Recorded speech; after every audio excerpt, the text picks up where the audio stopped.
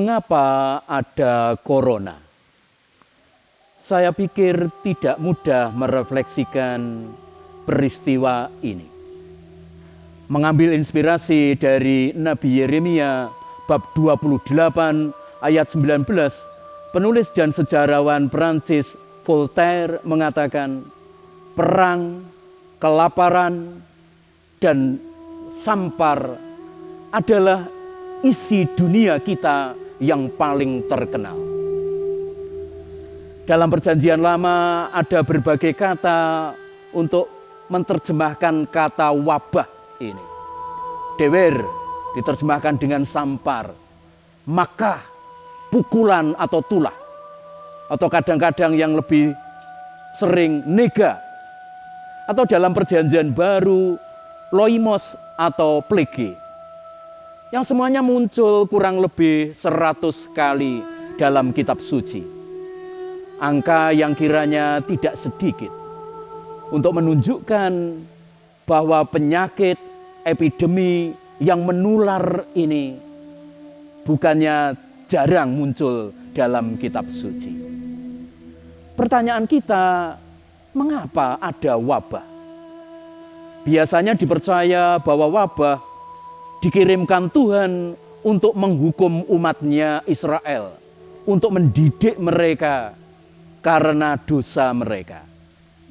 Atau tidak jarang dikirimkan Tuhan pada bangsa lain, misalnya bangsa Mesir yang terkenal dengan 10 tulah itu, karena tindakan mereka menindas bangsa yang lain. Namun beberapa teks kitab suci menunjukkan bahwa tidak selalu ada penjelasan yang sesederhana itu tentang mengapa muncul wabah, mengapa muncul sampar penyakit.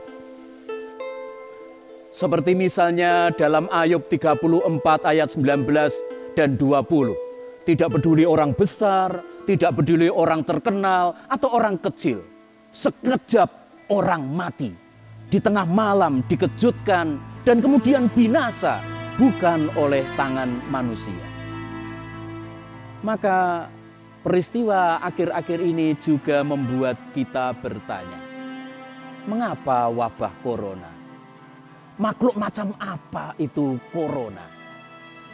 Mungkin di sini kita bisa meminjam kata-kata teolog besar Karl Barth yang mengatakan, mungkin ini seperti makhluk yang mengerikan, tetapi tidak termasuk ciptaan Tuhan, melainkan lebih merupakan akibat dari peristiwa kejatuhan manusia dalam dosa. Jadi semacam buah pahit dari kejatuhan kita manusia ini dalam dosa. Dan kata Karl Barth,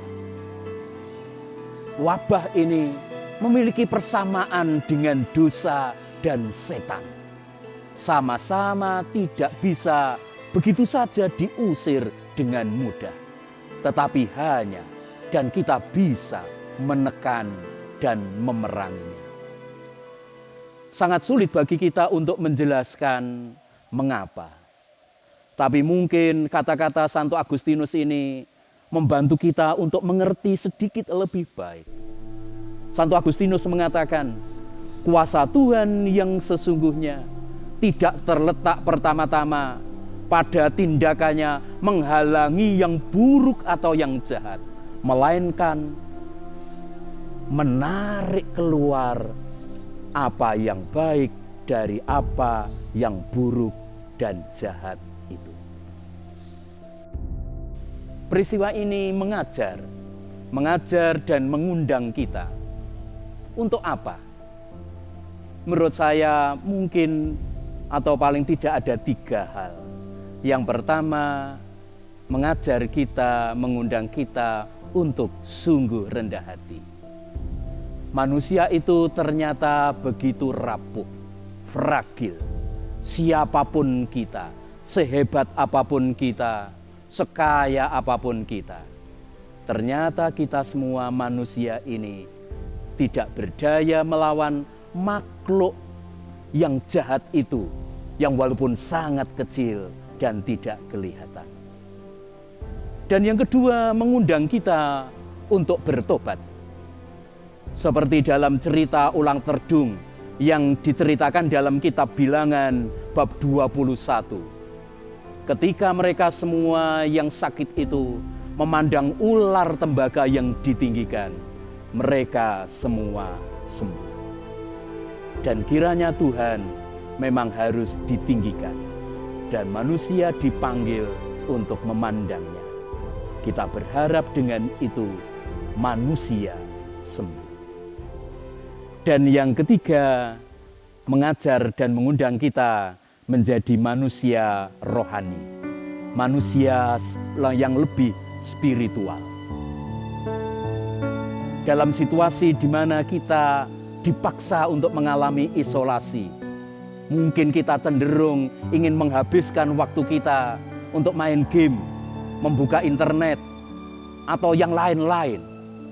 Kita sebetulnya sedang diundang untuk diam, untuk belajar berdoa, untuk belajar berpikir lebih dalam, untuk belajar merenung, bermeditasi, membaca dan menulis, belajar untuk lebih dekat, jauh lebih dekat dengan keluarga kita masing-masing. Jadi seolah-olah ini menjadi saat atau kesempatan yang diberikan Tuhan kepada kita menjadi manusia yang lebih rohani. Mazmur 25 mengundang kita semua supaya kita diajari untuk mencari Tuhan juga di saat-saat buruk.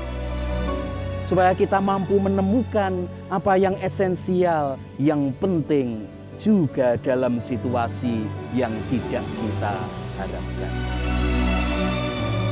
Sambil percaya, walaupun dunia nampaknya sedang runtuh, namun sebetulnya tetap dalam kuasa tangan Tuhan. Dunia yang diciptakan Tuhan adalah sangat baik, walaupun saat ini tidak sedang berjalan dengan sempurna, tetapi akan terus disempurnakan.